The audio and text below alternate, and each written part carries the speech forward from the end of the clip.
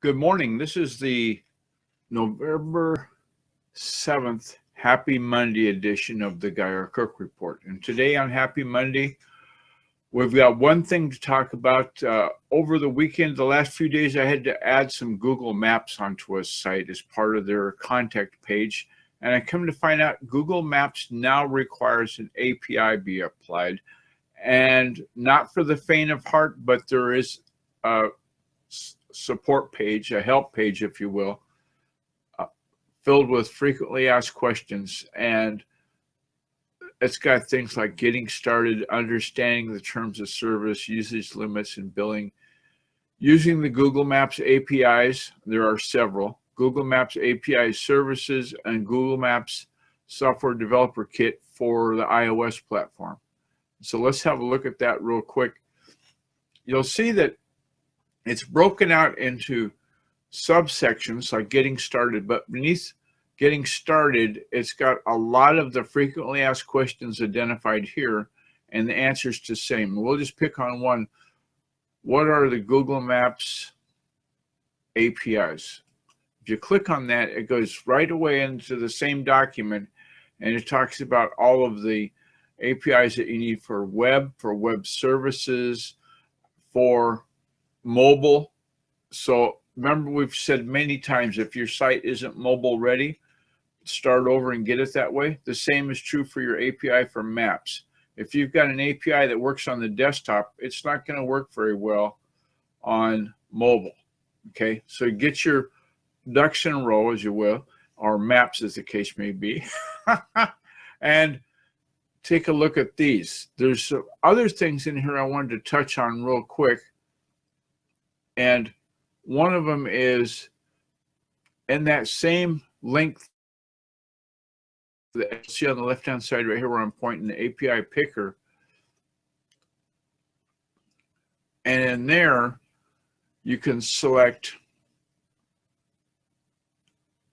adding a map to Android device, adding to iOS, and putting it on a web page. Okay? So give that a go. I think that you'll turn the page in the Things We've Learned book.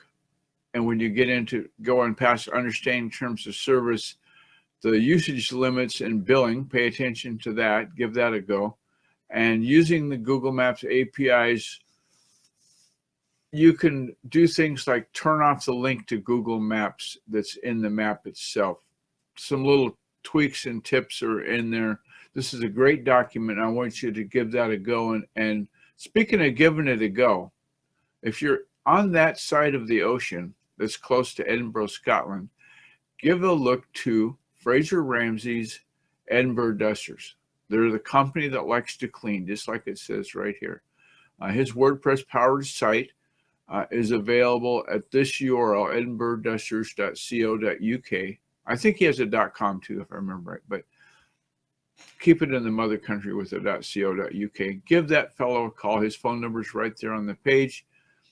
The other thank you is from a lady, Eileen Smith, who's in Philadelphia, and one of her websites is Basic Blog Tips, and this is what it looks like.